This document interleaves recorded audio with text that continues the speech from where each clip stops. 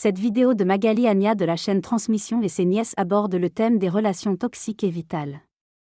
Elle souligne que notre entourage peut avoir un impact important sur nos projets et notre créativité. Être entouré de personnes négatives affaiblit notre pouvoir créatif, tandis qu'être entouré de personnes positives l'encourage et le renforce. L'auteur suggère d'ouvrir les yeux sur les personnes négatives et de ne pas partager notre intimité avec elles, car elles peuvent nous démotiver et éteindre notre feu créatif. Même si certaines situations nous obligent à être en contact avec des personnes négatives, il est important de rester actif et de ne pas intégrer leur vision pessimiste à l'intérieur de nous. Il est donc essentiel de choisir nos amis, collègues de travail et partenaires de vie avec soin, afin de créer un environnement sain propice à notre épanouissement.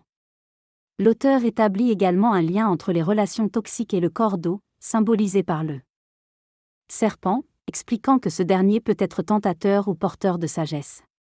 Il nous pousse à rester vigilants et à ne pas laisser les imperfections des autres et de nous-mêmes nous influencer négativement. En conclusion, l'auteur souligne l'importance d'être entouré de personnes positives pour nourrir notre créativité et accomplir nos projets. Dans ce texte, l'auteur explique que ce qui compte chez une personne n'est pas seulement sa pensée ou sa vision du monde, mais surtout ce qu'elle transmet dans le monde de l'eau. Cette personne se relie à des formes pensées plus grandes et il est donc important de choisir avec qui on veut partager notre vie intérieure à travers le monde de l'eau. L'auteur souligne l'importance d'être fidèle à soi-même et de chercher sa propre nourriture subtile, notamment en se connectant à la nature au lever du soleil. En faisant cela, on reçoit une dose d'énergie et de santé, et le serpent de la sagesse nous guide vers les pensées et les désirs en accord avec ce que nous voulons dans notre vie. L'auteur met en garde contre le courant pessimiste de l'eau, qui peut nous entraîner vers la dépendance et nous faire voir la vie de manière négative. Il souligne l'importance de choisir ses amis avec soin, car les relations avec les autres sont déterminantes pour notre succès à long terme. En conclusion, l'auteur encourage à cultiver sa propre stabilité intérieure et à ne pas se laisser perturber par les influences extérieures. Nous ne pouvons pas avoir la maîtrise totale de notre vie car nous sommes toujours influencés par différentes forces. Cependant, il est important de prendre conscience que nos paroles, nos attitudes et nos comportements ont un impact sur les autres. Nous pouvons soit les affaiblir, soit les encourager à réussir. Il est donc essentiel de s'assurer que nos interactions avec les autres sont positives et nourrissantes. Il faut également se préserver et ne pas permettre à d'autres de nous influencer de manière négative. Il est important de rester ancré dans nos convictions et d'être souple dans notre approche de la vie. Il faut être enraciné comme les racines d'un nénuphar, mais aussi flexible dans notre attitude, comme sa tige qui danse avec le vent. Ainsi, nous pouvons être maîtres de ce qui vit en nous et rien ne pourra nous détrôner. Il est important de ne pas plier ou couper la tige du nénuphar, car cela empêcherait la fleur de se développer. Chacun doit réaliser ce qui lui est destiné dans la vie, que ce soit dans l'eau, l'air, le feu ou d'autres mondes. Il est essentiel de maîtriser les obstacles et de les transformer pour pouvoir évoluer vers un monde plus subtil. Les relations sont importantes, il faut choisir des personnes qui nous élèvent et s'éloigner de celles qui apportent de la négativité.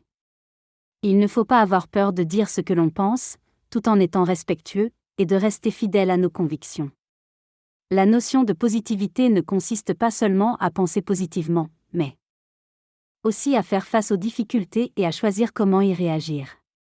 On a le choix d'être positif ou négatif dans la vie, et lorsque des obstacles se présentent, on peut soit s'arrêter pour réfléchir et trouver un sens, soit les ignorer et les justifier. La clé est de prendre conscience de nos choix et de ne pas justifier nos actions sur des circonstances extérieures. La vie n'est pas négative, elle est bienveillante et positive. Lorsque quelque chose blesse notre cœur ou provoque une réaction en nous, il est important de prendre du recul et d'analyser ce qui nous touche et pourquoi. Les oppositions que nous rencontrons ne sont pas là pour nous embêter, mais pour nous arrêter et nous empêcher de faire des erreurs. Il est essentiel de se poser, de se retrouver dans le silence et de rééquilibrer notre vie.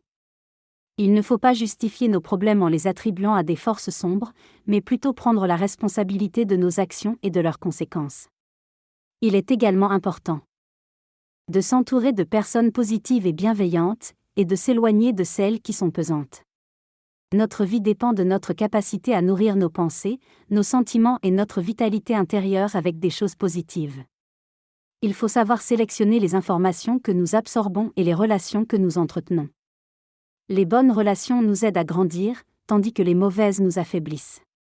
Il est essentiel de rester engagé envers notre objectif et de montrer à nous-mêmes et aux autres que nous sommes déterminés à avancer sur notre chemin de vie. Les relations doivent être basées sur un véritable partage et une sélection soignée de ce que nous donnons et recevons. Prendre soin de soi est primordial. Dans cette annonce, nous vous invitons à découvrir 2 chapitres gratuits du livre d'Olivier Manitara sur le couple. Cela vous permettra d'accéder à des informations intéressantes sur ce sujet. Nous espérons que cela enrichira votre soirée et vous souhaitons une bonne continuation.